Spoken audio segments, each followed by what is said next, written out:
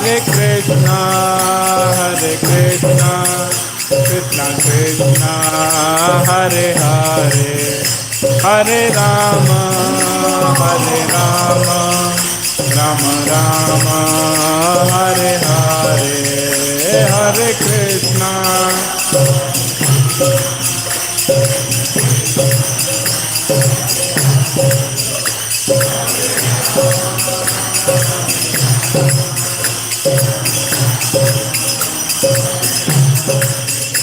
Jaya Prabhupada, Prabhupada, Prabhupada, Jaya Prabhupada, Jaya Prabhupada.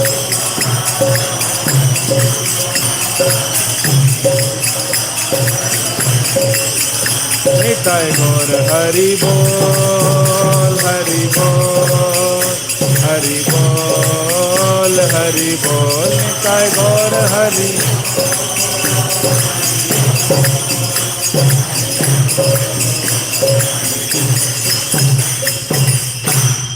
Shri हरिनाम संकीर्तन की, जगत गुरु श्रील प्रभुपाद की, श्रीमद् भगवद गीता की.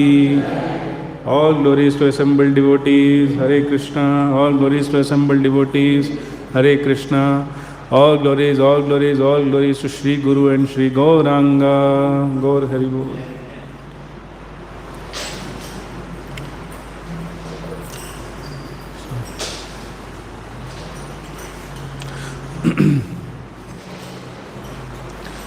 So, we will start the prayers.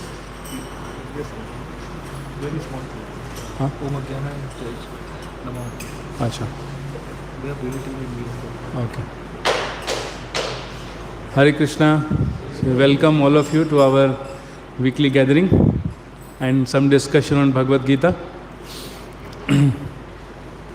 So first we'll start our discussion with some prayers to the Supreme Lord and the chain of our Guru Parampara. You can repeat after me. Om Jnanatimirandhasya Jnananjana Shalakaya Chakshurunmilitam Yena Tasmai Shri Gurave Namaha. Nama Om Vishnu Padaya Krishna Preshthaya Bhutale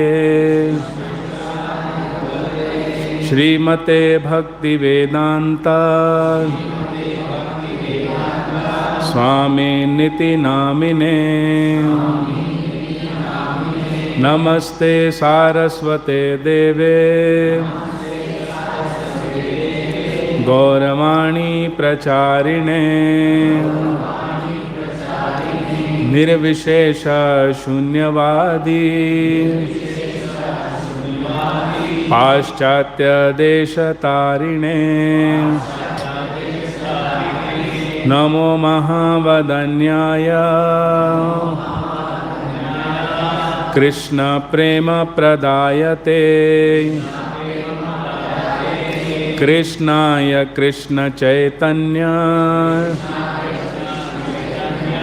Namine Gauratvise Namaha. He Krishna Karuna Sindho Deenabandhu Jagatpate Gopesha Gopika Kanta Radha Kanta Namostute Tapta Kanchana Gaurangi Radhe Vrindavaneshwari Vrishabhanu Sute Devi Pranamami Hari Priye Nilachal Nivasaya Nityaya Paramatmane Balabhadra Subhadrabhyam जगन्नाथाय ते नमः। वाञ्छाकल्पतरुभ्यश्च कृपा सिन्धुभ्य एव च पतितानां पावनेभ्यो वैष्णवेभ्यो नमो नमः। जय श्री कृष्ण चैतन्य प्रभु नित्यानंद श्री अद्वैत गदाधर श्रीवासादि गौरभक्तवृंद। हरे Krishna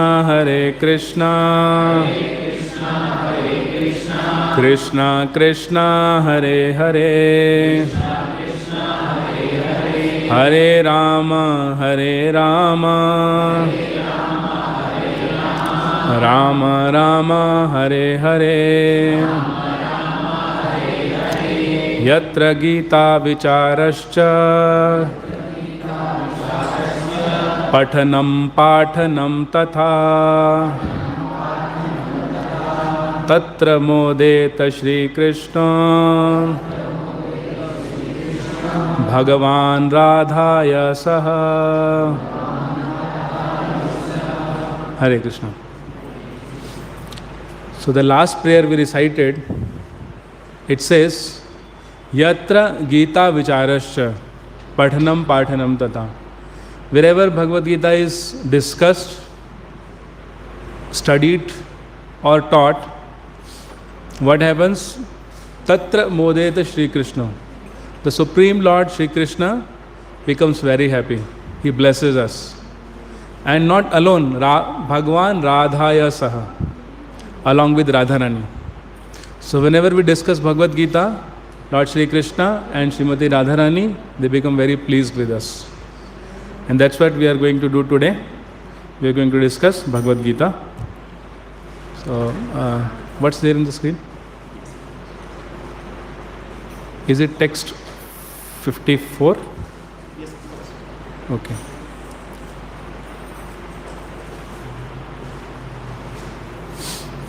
Okay, the chapter that Prabhuji has given me to discuss is chapter 2 in the Bhagavad Gita. And chapter 2 title is Contents of Gita Summarized. Which means it has entire Bhagavad Gita in capsule, the second chapter. And I'm sure you must have gone through the other verses. We'll directly go to text number 54, where Arjuna is asking 4 questions. So let's see what his 4 questions are.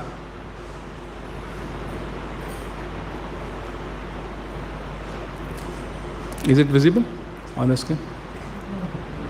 Okay.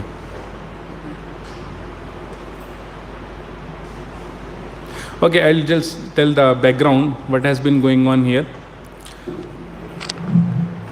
So as we know that Arjuna is supposed to fight the battle, but right when he is in the Kurukshetra battlefield, he becomes thoroughly confused about his duty.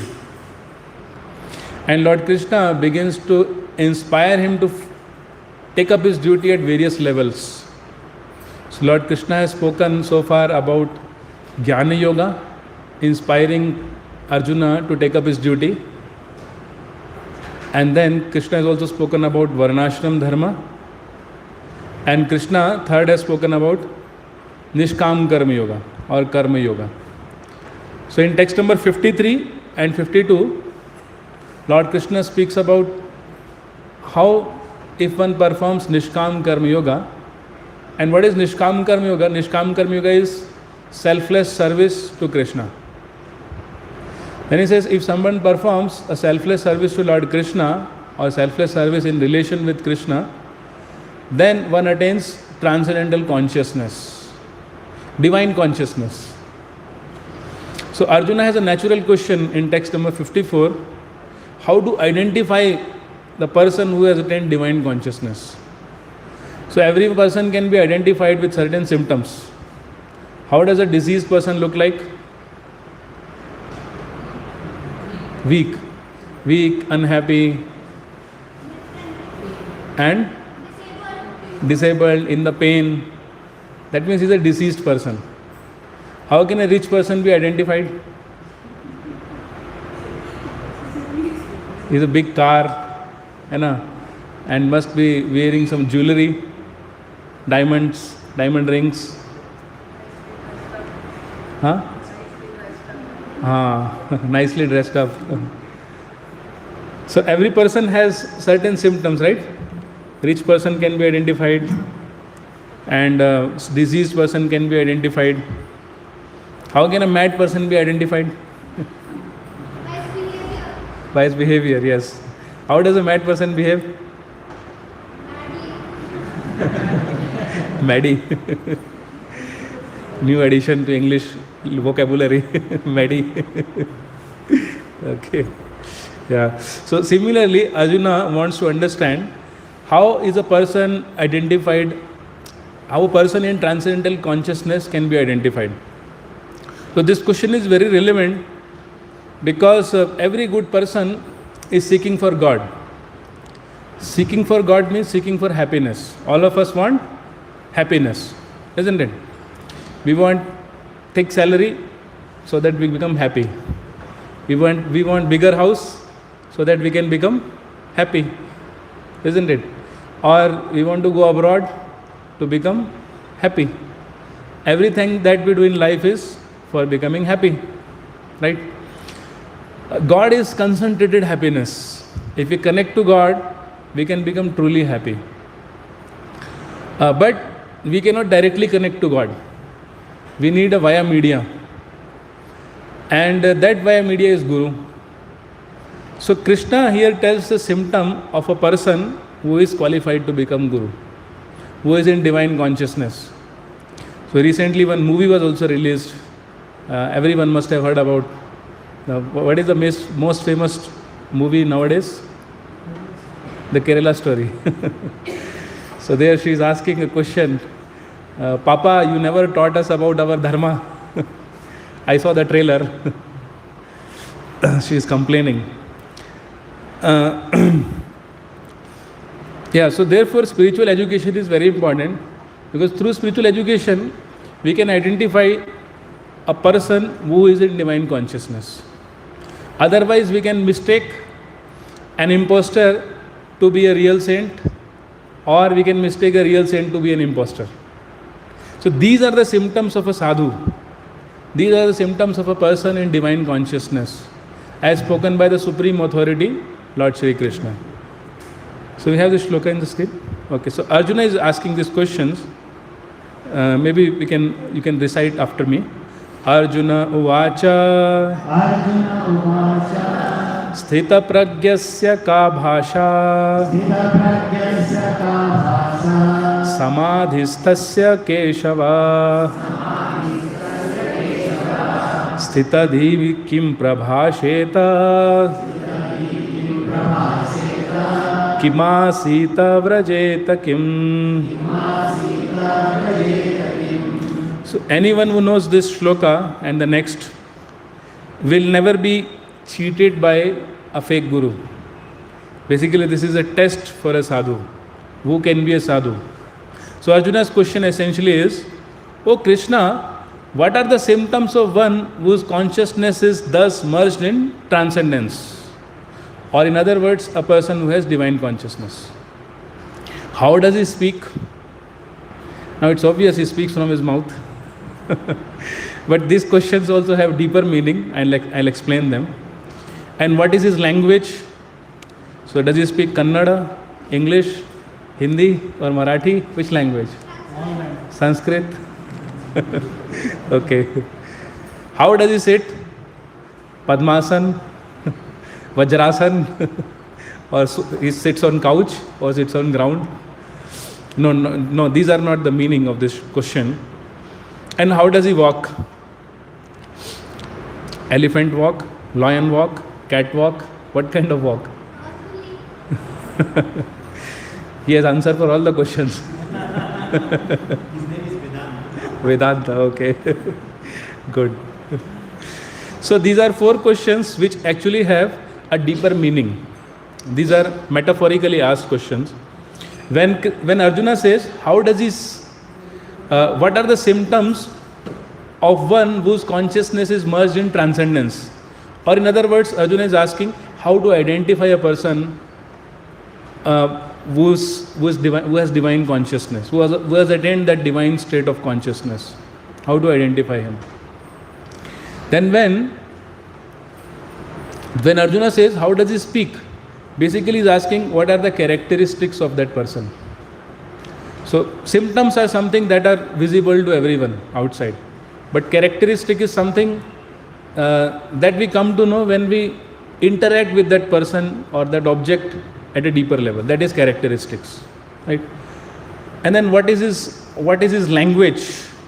So what is his language means how does he respond to the stimuli of this world? When happiness comes, how does he respond? When some cause of agitation comes, how does he respond? That is the question, what is his language? How does he sit? Which means how does he withdraw himself from the world? When does he withdraw and how does he withdraw? And how does he walk means how does he engage himself in the world? So these are the deeper meaning of these questions. And then Krishna begins to answer from text number 55 onwards. In fact, the rest of the chapter is answer to these 4 questions itself. Lord Krishna is replying to these 4 questions in rest of the chapter. So text number 55. So text number 55 speaks about what are the symptoms of this person.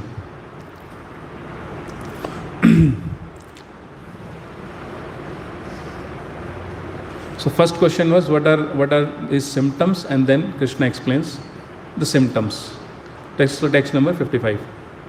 Praja Shri Bhagavan Uvacha Prajahati Yada Kaman Sarvan Partha Manogatan Atmanyevatmana Tushtaha Sthita Pragyasta Dochyate. Okay, so the Supreme Personality of Godhead said, so you can see here, when Arjuna says something, Bhagavad Gita it's written Arjuna Uvacha, Arjuna said. But when Krishna says something, what is written? Shri Bhagavan Uvacha, the Supreme Personality of Godhead said. So then Krishna says, O Partha, when a man gives up all varieties of desires for sense gratification, that means all personal selfishness, which arise from mental concoction, when his mind thus purified finds satisfaction in self alone, then he is said to be in pure transcendental consciousness. So this is a very important point, because in India we have a patterns of identifying sadhu or a person in divine consciousness, somebody who is shaven-headed, or somebody who has big beard, or somebody who is wearing dhoti only. But Krishna doesn't talk about that, isn't it? He is not talking about how that person is dressed. Krishna is going deeper in the matter. He is not talking about external appearance. So the sadhus or a person in divine consciousness can have any type of appearance. He may not have a big beard. He may be a householder. He may be a renunciate. He can be anywhere.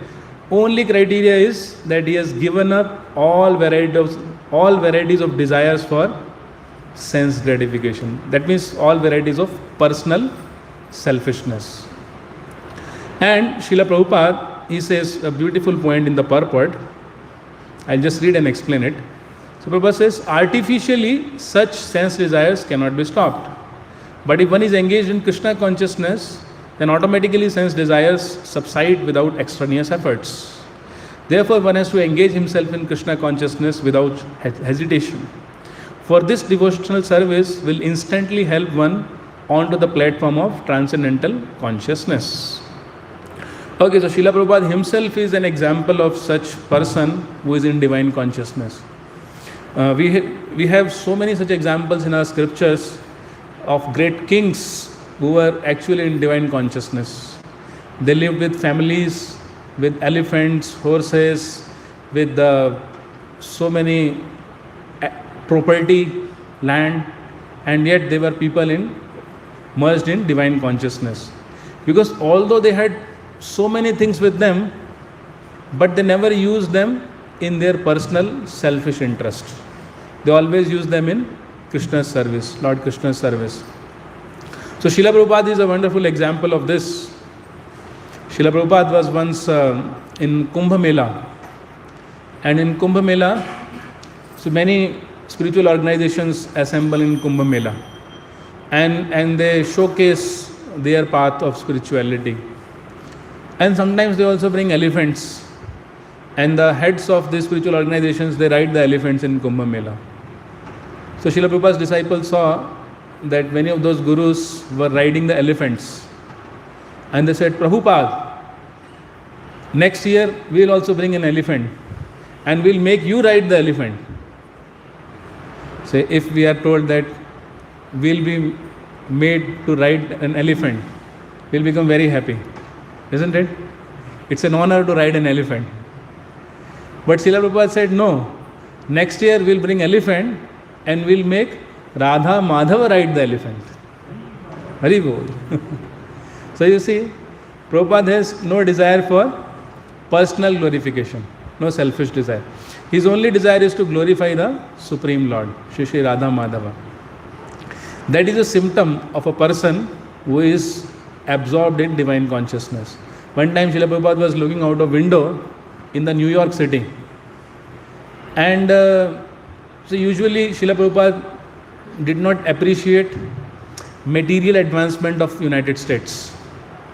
When Prabhupada was peeping out a window, one of his disciples looked from behind, and then he was thinking in his mind, now maybe Prabhupada is liking United States. Therefore, he is looking at development in the United States. And Prabhupada was actually looking at one lorry, one huge truck. So the disciple was thinking that Srila Prabhupada is liking this truck now. And then he asked Srila Prabhupada, Prabhupada, what were you looking out the window? And Prabhupada said that I was thinking that we could convert this lorry into Jagannath's cart. And we'll carry Jagannath Rath Yatra. Hare Krishna. So this is a symptom of a person who is absorbed in divine consciousness by engaging in Krishna consciousness. Okay, so then text number 56, because we have shortage of time, we can't spend a lot of time on one shloka. Text number 56 and 57 spoke, 56 and 57 say how a person or his words, his intelligence is affected by the stimuli, or how does he respond to different stimuli, which means how does he speak. So 56, 57. Let's go to text number 56. Dukkheshu anudvigmanaha Sukheshu vigatasprihaha Vitaraga bhaya krodha Sthitadhir muniruchyate. So Prabhupada says, Lord Krishna says here, one who is not disturbed in mind even amidst the threefold miseries. So what are the threefold miseries? Does anyone know the threefold miseries? Yes, Prabhu. Adhyatmik. Yes, very good. One big hand for Prabhuji. Adhyatmik, Adi Bhautik and Adi Daivik. So Adhyatmik miseries are the miseries caused by our own body. We become sick sometime or we are unable to speak sometime, sore throat. And Adhyatmik sufferings are also the sufferings caused by our own mind. Stress, depression, hypertension, all this. Adi Bhautik are the sufferings which are caused by other entities to us, like mosquito biting, or terrorists, or a professor, or a boss in company. So they all give Adi Bhautik sufferings. And Adi Devik is the sufferings given by the nature. Too much heat, too much cold, earthquakes. These are Adi Devik suffering. So what is the symptom of a person with divine consciousness? He or she is not disturbed in mind even amidst the threefold miseries. How is it possible that he is not affected by the threefold miseries? And then second symptom is, or elated when there is happiness. And who is free from attachment, fear and anger is called the sage of steady mind. So for all these shlokas, I will give example of His Divine Grace A.C. Bhaktivedanta Swami Srila Prabhupada.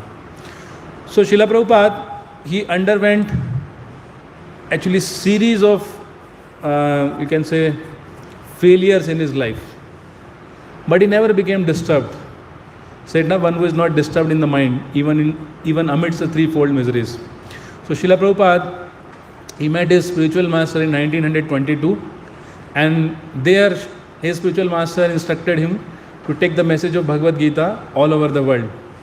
But that time he was very young, only 26-year-old, and he had no means to preach Bhagavad Gita all over the world. So he waited for long time, for 44 long years, 43 actually. And then in 1965, with great efforts, he went to United States. First he was begging people to give him a passage to United States. Somebody sponsored his ticket on a cargo ship. And there he suffered 2 heart attacks on the way. And that was not enough. When he reached United States, he knew no one. He had only 40 rupees with him. And yet he was determined to spread an international movement. With 40 rupees, 69 years of age, and no means to spread it. And then somebody offered him a place where he used to type his books with a typewriter, with the help of typewriter. One person stole his typewriter. Then he invited some boys. He used to go to park and do kirtans to attract boys and girls in United States. So one boy, David, he became serious for Krishna consciousness. He started chanting. He started applying tilak, wearing dhoti kurta. But then one fine day, this David was high on drugs. And he took a knife. He wanted to stab Srila Prabhupada. So Srila Prabhupada had to leave his room right in the midnight, and he was again on the street. But that never discouraged him. He was not disturbed in the least with so many difficulties. Actually, even before going to United States, he was so poor, because he would spend all his money in writing books, publishing books. He was so poor that he would hardly manage his breakfast. So sometimes the printing press owner, Mr. Surendra Jain in Delhi, he would sponsor breakfast for Srila Prabhupada. He would say, Prabhupada, you are giving all your money, how will you have breakfast? So Prabhupada said, don't mind. And then Mr. Surendra Jain would himself sponsor the breakfast for Srila Prabhupada. But that never discouraged him. He just carried on with his Krishna consciousness. He just carried on executing the mission of his spiritual master. So one who is not disturbed in the mind, even amidst the threefold miseries, that is Srila Prabhupada. After undergoing 2 heart attacks on the ship, cargo ship, he writes in his diary in Bengali language, Bodo Kripa Koile Krishna Adha Mera Pati. Krishna, you have been very merciful to this wretched. Who can say this? Who can say this? So not at all disturbed. That is the divine state. And when there is happiness, he is not elated, which means he is not carried away by happiness and gives up his service to Krishna. So later on, with the divine plan of Lord Krishna, he became successful in preaching Krishna consciousness in United States, and hundreds and thousands of young boys and girls of America and Europe joined him. And then every day ISKCON expenses were something like, in those days, something like 4 or 5 lakh rupees every day. That means they were making so much money. Now one may think, okay, now I am comfortable, I have got money, I am flying in aeroplanes, I am living in hotels, 5-star hotels, and my disciples are carrying me in luxurious cars, so I don't need to do anything now. I can just peacefully rest. But no, Srila Prabhupada was relentless. He was tirelessly moving around the globe. He moved around the globe 14 times in 11 years to spread Krishna consciousness, encouraging everyone. So when it says that person is not elated when there is happiness and is not disturbed when there are sufferings, that person has attained divine consciousness. Okay, then in the next shloka, text number 57, is also same, is talking about the same, how does he respond to the stimuli? Yah sarvatra na bhi snehas tat prapya shubham nabhinandanti na dveshti tasya pragya pratisthita. Yes, so the translation says, in the material world, one who is unaffected by whatever good or evil he may obtain, neither praising it nor despising it, is firmly fixed in perfect knowledge. The same thing, that Srila Prabhupada was unaffected by good or evil, which means he is fixed in Krishna consciousness. He is fixed in beauties of Krishna consciousness. So one time again in Kumbh Mela, Srila Prabhupada saw, it was very cold. You know, Kumbh Mela takes place in Magha month, which usually falls in January, February, right? Magha month, and it's very cold. And if you go to Kumbh Mela, they don't give you concrete rooms. There are only tents. Everybody stays in tents. So it's very cold. And Prabhupada had gone there with his young American disciples. So they were not waking up for Mangalarti. In ISKCON, there is Mangalarti at morning 4:30. Which means you get up at least half an hour before, take bath, and be ready for Mangalarti. So he saw that nobody was waking up for Mangalarti because it was too cold. So Prabhupada himself personally, he would go to the hand pump, and when he would push this handle, this would make noise and his disciples would wake up. And when they saw that a 75-year-old man is taking bath in early morning with cold water, they felt ashamed. And after that, nobody was absent for Mangalarti. They would all come for Mangalarti. So unaffected by whatever good or evil he may obtain. This is divine consciousness. So then next shloka, 58, it says, how does that person disengage himself? So first he is talking about disengaging. Kim asita, how does he sit? How does he sit means how does he disengage? So that is text 58. Yada sangharate chayam kurmongani va sarvashah indriyani indriyarthebhyas tasya pragya pratisthita. Yes. So it says, text number 58 says, one who is able to withdraw his senses from sense object, as the tortoise draws its limbs within the shell, is firmly fixed in perfect consciousness. So this is another sign of a person who is in divine consciousness.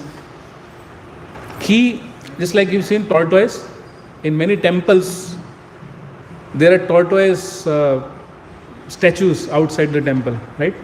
What does that indicate? So tortoise is a special feature. Whenever tortoise senses some danger, tortoise withdraws its limbs inside. Have you seen? Have you touched the tortoise? I have seen in Srikakulam, Kurmakshetra.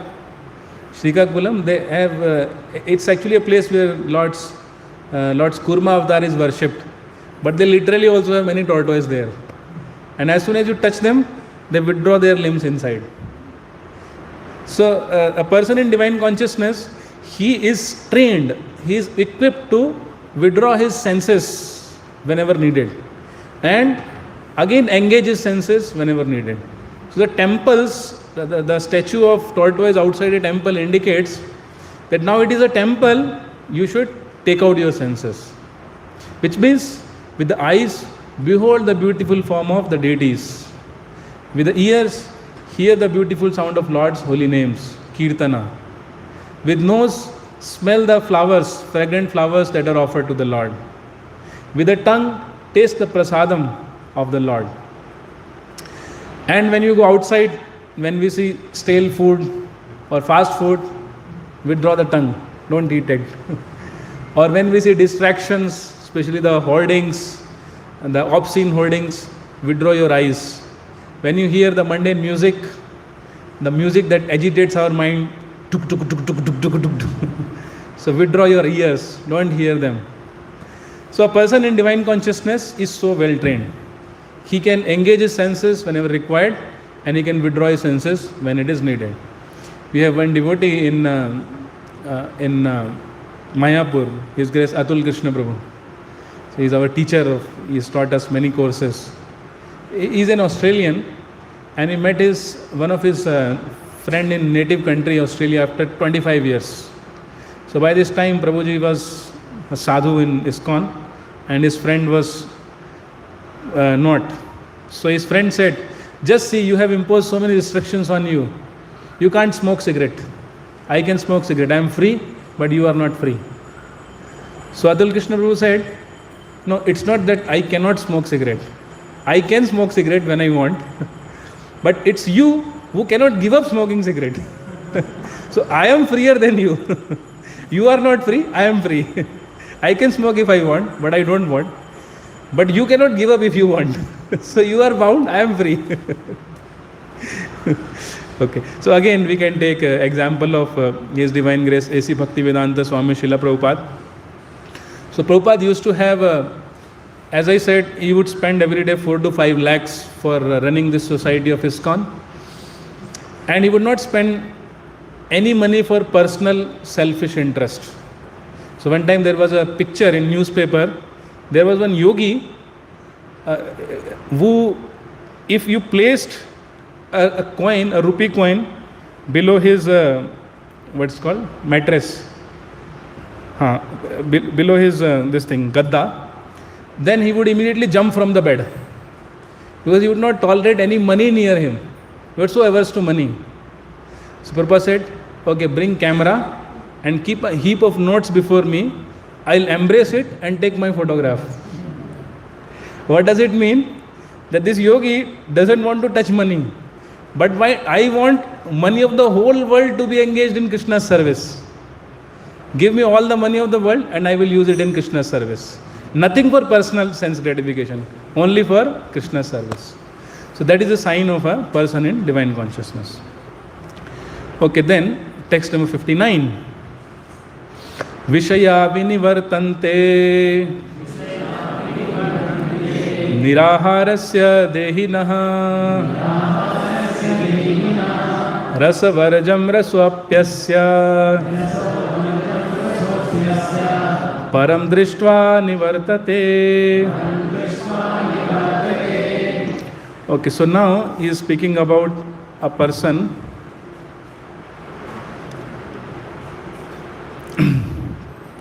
how he engages his senses. Earlier Krishna said how he withdraws his senses, and now he is speaking how he engages his senses. So the translation is as follows. Though the embodied soul may be restricted from sense enjoyment, the taste for sense object remains. So as soon as we come to Krishna consciousness, we give up eating certain foods, we give up listening to certain music, and we give up all unhealthy habits. At least we should. We should give up all unhealthy habits. But the taste remains. Now I remember before I came to Krishna consciousness, I was fond of listening to Bollywood songs. I used to listen, I had this Walkman in those days, and there used to be cassettes. I used to always listen Bollywood songs. But then devotees told me that now you should hear kirtans, kirtans and Vaishnava songs. And it was a struggle for me.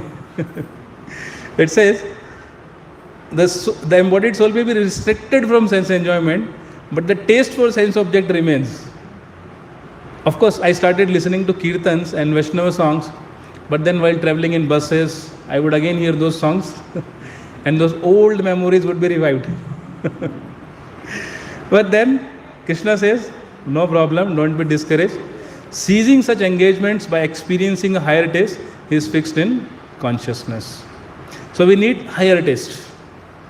When we keep listening to kirtans, Hare Krishna kirtans, Vaishnava songs, gradually the taste for Bollywood music becomes pale. We don't anymore like to listen to them. You know, there was one devotee from Russia. He was, and you know, Russia, there not much vegetation because there is so much snow. So all they eat is meat-based diet, mostly non-vegetarians. And when this devotee came to India, he came to Vrindavan, he was given halwa. So he was first time tasting halwa in his life. So he started eating halwa little by little. And halwa is prasadam.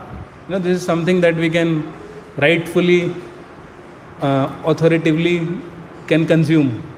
Halwa we can eat prasadam. So he liked halwa so much that he ate full bucket of halwa. And he was unable to get up after eating one bucket of halwa. He became so sick that devotees had to take him on stretcher and he was operated. And they took out the halwa because he could not digest that one bucket of halwa. Higher taste. And you will laugh now because he did it second time also. This happened 2 times. So higher taste. So in Krishna consciousness, we don't need to give up anything because there is alternative for everything. If you want to listen to music, there are very sweet kirtans of Aindra Prabhu. Aindra Prabhu is somebody who has taken kirtans to another level. He sang kirtan in Vrindavan for about 30 years. So his kirtans are melodious, intoxicating. And of course, for food, there can be nothing better than prasadam. We have best of the prasadam. Devotees are so fond of prasadam. And for sports, we have dancing in the kirtan. We dance in the kirtan. Radha Gopinath music. So for everything, there is an alternative. And therefore, devotee doesn't need to give up anything. So we need to develop a higher taste of engaging in Krishna consciousness. There is substitute for everything. Okay, then we move to text number 60. Now, as opposed to one who is not engaged in Krishna consciousness, who is trying to control oneself without Krishna consciousness, or we say artificially, what happens to them? So Krishna speaks in text number 60. Yatato hiyapi kaunteya purushasya vipaschitaha indriyani pramathani haranti prasabham manaha. So Krishna says that the senses are so strong and impetuous, O Arjuna, that they forcibly carry away the mind even of a man of discrimination who is endeavoring to control them. So without Krishna consciousness, we cannot be self-controlled. Because our senses need engagement. We can't just close our eyes and walk in the street. We can't just close our ears and remain dumb. We can't just close our mouth and remain deaf. We need to speak something, we need to listen to something, we need to eat something, we need to watch something, we need engagements. So therefore, a person who tries to control their senses without Krishna consciousness, they inevitably become a loser. And Srila Prabhupada gives example of a sage Vishwamitra. You must have heard about the story of Vishwamitra. He was such a austere person that he was in meditation for 60,000 years. He was in meditation for 60,000 years. And then one fine day, Mr. Indra became insecure. Well, Indra is a post, and anyone who has certain amount of austerity can occupy that post. So the present Indra became insecure of his post because this man was performing severe austerities. And therefore he sent one beautiful heavenly damsel called Menaka. Menaka, na? And just by hearing the tinkling of his ankle bell, Vishwamitra lost his control. Hari bol. Gayi main pani mein. And then after 10 years he realized what blunder he had committed. He was a king earlier and he had given it up altogether. But then again engaged in that. So therefore, senses cannot be controlled without a higher taste of Krishna consciousness. And Srila Prabhupada also gives another example in the same purport of Srila Yamunacharya. So Yamunacharya was also a king earlier. And which means he also had abundant, luxurious enjoyments. But later on, when he became Krishna conscious, he did not feel any attraction for all those sense pleasures. So he says, since my mind has been engaged in service of the lotus feet of Lord Krishna, I have been enjoying ever new transcendental humor. And when I think of enjoyment, material enjoyment, my face at once turns from it and I spit at the thought. Okay, so then text number 61. So Krishna here gives 2-point formula in text number 61. How can we become Krishna conscious? And please hear this one very carefully because it's very practical. So far we have been only discussing theory, but this is a practical point. So text number 61. Tani sarvani sanyamya yukta asita matparaha vashe hi yasya indriyani tasya pragya pratishtita. Yes, so Krishna says, one who restrains his senses, keeping them under full control. Now, that's not enough, just restraining the senses, because that's what Vishwamitra Muni also did and failed. And fixes his consciousness upon me is known as a man of steady intelligence. So Krishna says how even we can become a persons of divine consciousness right where we are, with all our engagements, professions, with family, with everything that we have. We can also become persons of divine consciousness with these 2 points. First is restrain the senses, and second is fix consciousness upon Krishna. So as far as restraining the senses is concerned, we follow 4 regulative principles. Are they introduced? Okay. So we follow 4 regulative principles, which means restraining the senses. So first of all, we take a healthy vegetarian diet. Because taking non-vegetarian diet, it violates the principle of dharma, and that is mercy. If we eat meat, then we are not being merciful to our fellow living entities. So we take only vegetarian diet. And not just vegetarian, but vegetarian food that is offered to Lord Krishna in love, called prasada. Then second principle we follow is no intoxication, which means we don't take anything that puts us further in illusion, like liquor, cigarettes, tobacco, so many things are there. They increase our state of intoxication. In the material life, we are already forgetful of Krishna, we are already forgetful of God. But taking these intoxicants, we are further stooped down in ignorance. So therefore we refrain from them. Intoxicants. And then third is no gambling. We don't gamble. So by gambling, we could mean the lotteries, or nowadays, what's that, Team 11? Dream 11. That's gambling. Or gambling on horse race. वो सब होता है. These are all gambling. Because gambling violates the principle of truthfulness. Therefore we refrain from gambling. And the last one is no illicit sex. So any man-woman relation outside marriage is also not good for spiritual life.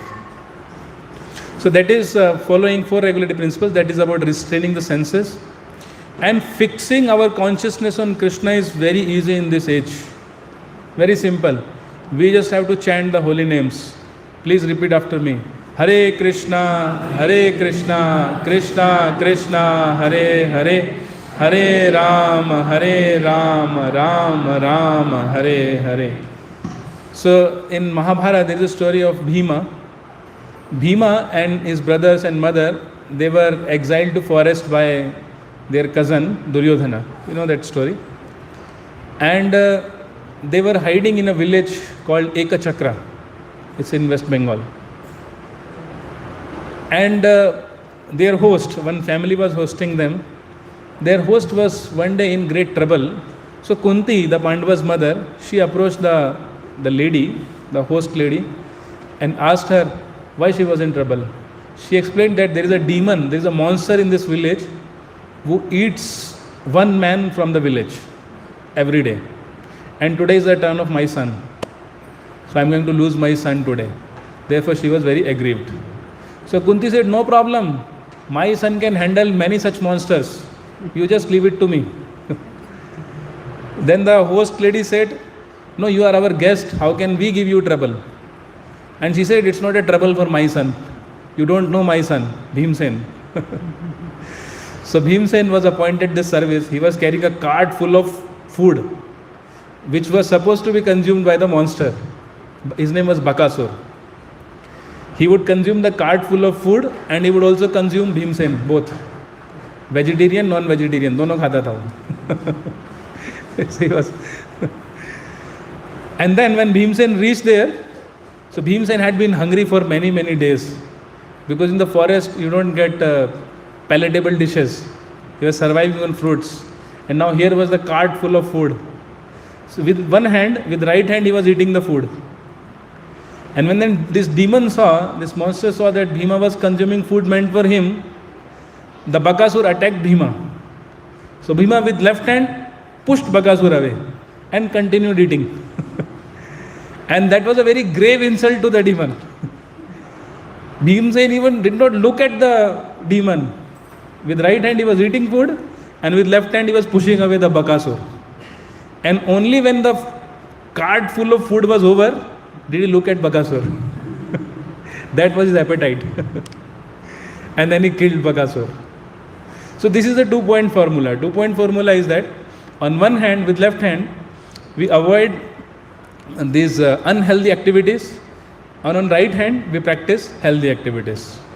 Like chanting Hare Krishna, taking prasadam, and coming in association of like-minded people, spiritual-minded people. So by this, we become very strong. We develop higher taste.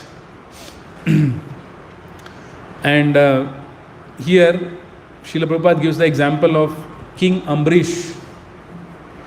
So this King Ambrish, he engaged all his senses in Krishna's service. And his example is given, how he engaged his senses. So it's written, King Ambrish fixed his mind on the lotus feet of Lord Krishna. He engaged his words. How would one engage in one's words in Lord's service? By chanting, by speaking about him. He engaged his hands in, how would one engage one's hands?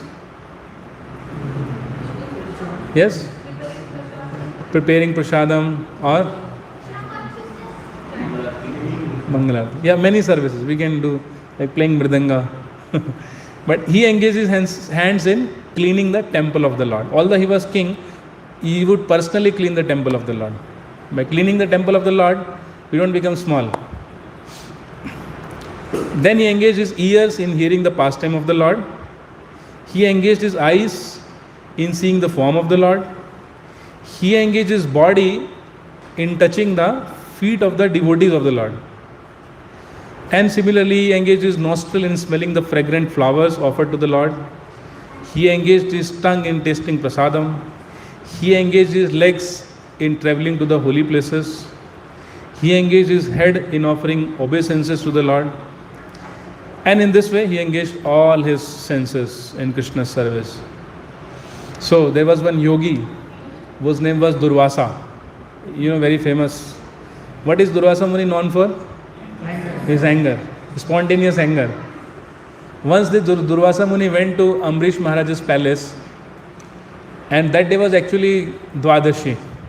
So it was the day after Ekadashi. And usually Vaishnavas, they observe fasting for Ekadashi. Ekadashi Upavas. So next day, Ambrish Maharaj had to break his fast by taking something, some water or some grains. And in the meantime, Durvasa Muni said, I am just coming, I am going to take bath and come, and then you can break your fast. So when guest was absent, host could not eat anything. That was the culture in those days. The host could not eat anything in the absence of guest. He was waiting for the guest to return, Durvasa Muni to return. But at the same time, there is a time before which the fast must be broken. So that was a dilemma. He consulted the Brahmanas what to do. They told him that he could take little bit Charanamrit. That's as good as breaking fast and not breaking fast simultaneously. So he took little bit Charanamrita, and Durvasa Muni was a mystic yogi. He became so enraged.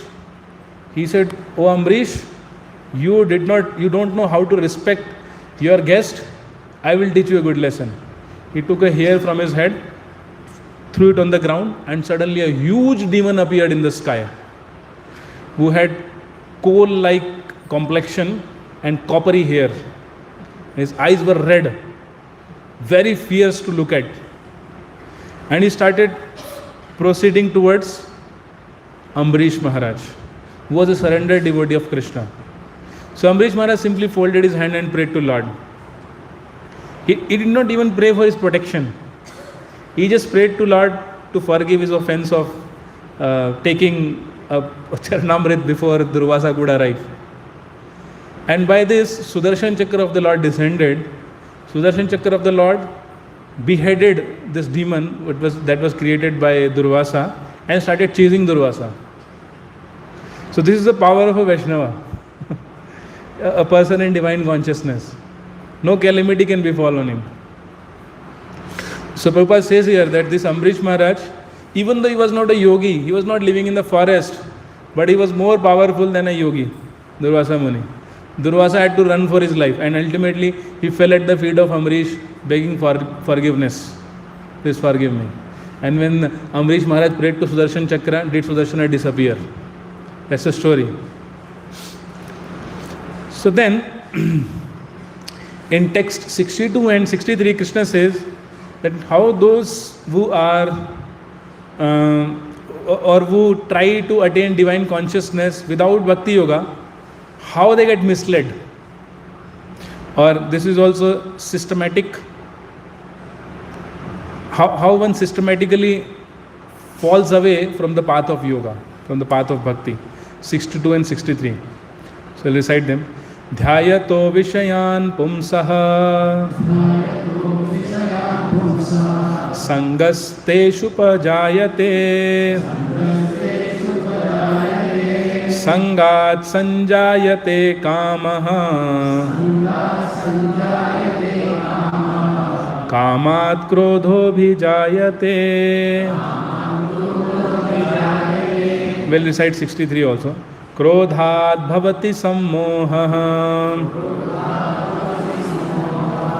sammohat smriti vibhramaha smriti bhranshat buddhi nasho buddhi nashat pranashyati. So these two shlokas give systematic description of how one falls away from the path of yoga. So Krishna says in text number 62, while contemplating the objects of senses, a person develops attachment for them. And from such attachment, lust develops, and from lust, anger arises. What happens when anger arises? Text number 63. From anger, complete delusion arises. From delusion, bewilderment of memory. And when memory is bewildered, intelligence is lost. And when intelligence is lost, one falls down again into the material pool. So it's for a transcendentalist who has been trying to elevate oneself spiritually, but becomes failure and this is the process of failure, steps of failure. How does it happen? While contemplating the objects of senses. I mean, this can be very easily understood with the example of a story, the story of Ajamila. There was one man, he was very well trained by his father, his Brahmana father. And he went to forest to collect flowers for the deities, for the Lord. But he happened to see one very obscene play there actually. There was one fourth class woman and a prostitute. They were enjoying unrestrictedly. So his mind became very polluted seeing that. And when he returned home, he could not forget it. So Dhyayato Vishwan Pumsa, he was contemplating on that. And when he was contemplating on that, he developed attachment for that prostitute. He wanted to bring home that prostitute. And now, what was the obstacle? The obstacle was that he was already married to a very beautiful, chaste wife, and very nice spiritual, devotional parents he had. But then he developed anger for them. I will see who stops me from bringing this prostitute home. He divorced his wife. He abandoned his parents and brought the prostitute home. So how does it happen? Anger developed. And what happens in anger? Delusion arises. He forgot who he was. He forgot that he had a dharmic wife. He had duty to take care of his parents. He forgot all that. So from delusion, bewilderment of memory. His memory was bewildered. And when memory is bewildered, intelligence is lost. So the prostitute, she used to every day take liquor.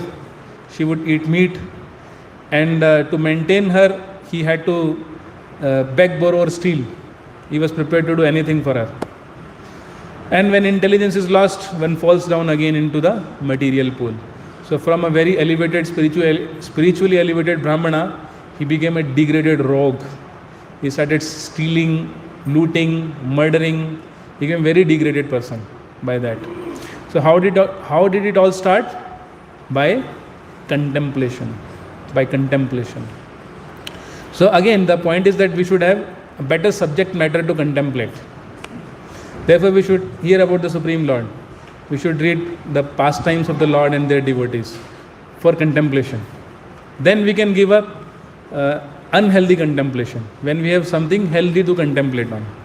We should contemplate on Bhagavad Gita, message of Lord Krishna. So then, again in text 64, Krishna... Acha, let's stop here. Okay, so this goes on and on. Nice. This Prabhuji is very good at answering all of your questions, so it would be nice. Whatever questions you might have so far, please feel free to ask. Prabhuji would like to ask. Yes, Prabhuji.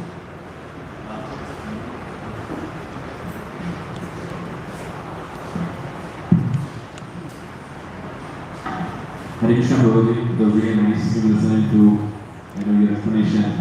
Usually, there are some questions that I have from a long time now. You give an example of Ambarish Maharaja. Now, he was able to engage all his five senses, he's doing all the work.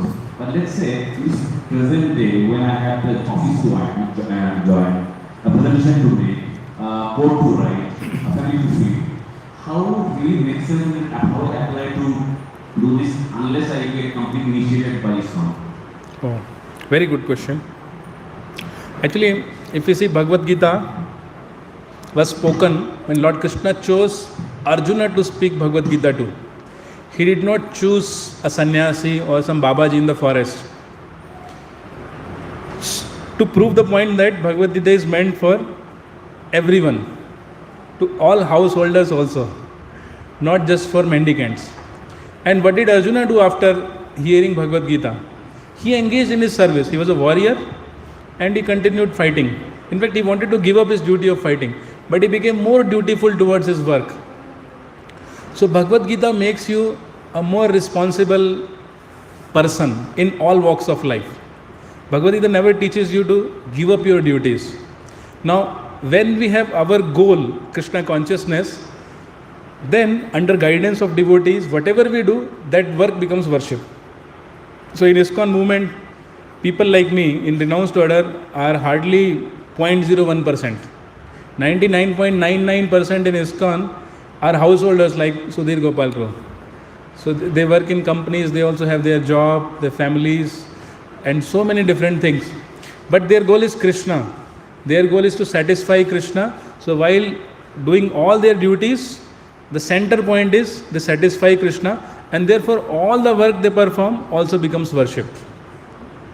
When the fruit of our work is offered to Krishna, the work becomes worship. Yes. The fruit of the work is offered to Krishna, the work itself becomes worship. So that means you don't have to give up your work. Rather, you can worship Krishna with your work. Basically, let's say I'm getting a presentation as software. So I just need like how that's my question. How my deliverables in office I offer to Krishna. I mean, that's what I was saying. Yeah, you are making a presentation to make living for yourself. Right? So that's your livelihood. With that money, what do you do with that money? The fruit of your work is your money. So with your money, you serve Krishna. You serve devotees, you distribute prasadam, you help in temple construction, and anything that you have, you can use in Krishna service. You are a singer, you can sing for Krishna. You are a cook, you can cook for Krishna. So any work, any talent, any resource that God has given you, engage it in Krishna service, that work becomes worship.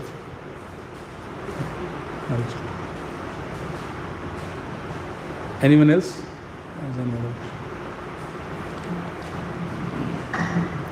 Hare Krishna, everyone. Prabhuji, I have a question. It is like the person who performs bhakti will be detached from the material desires. So, the person will not be very much in, they perform their duties, that's fine. Will they be even loving their family members or their well-wishers? Or they be, because they will be detached. Now, as an example, there will be a kid in a family and the kid always wish the person to get her a chocolate. But the person is doing without any sense of, love or care or... because what I feel is something which is performed without any love attached or with good sense will not be fruitful. So, how the person can make a balance between performing the bhakti as well as Okay. doing the duties? For your kind information, we also have decaffeinated chocolates. So, devotees also eat chocolates that are decaffeinated. We don't take caffeine, but we take chocolates. Yeah, so raising the children is also done in the spirit of Krishna consciousness. So you see, devotees' kids, they are very expert in carrying out duties in Krishna consciousness. I mean, the householders, Prabhu can answer this question better. But my understanding is that devotees raise their kids not as their kids, but as Krishna's kids. They accept it as a responsibility given to them by Krishna. So when you want to please Krishna, when you want to satisfy Krishna, you perform your household duties even better. Because now it's not your kid, it is Krishna's kid. So therefore you take care of kid even better, which you would do otherwise. Because this raising of this kid will satisfy Krishna. So you raise your kid in Krishna consciousness. You give him same sanskaras, same love and affection, so that this person becomes a better devotee in future. In fact,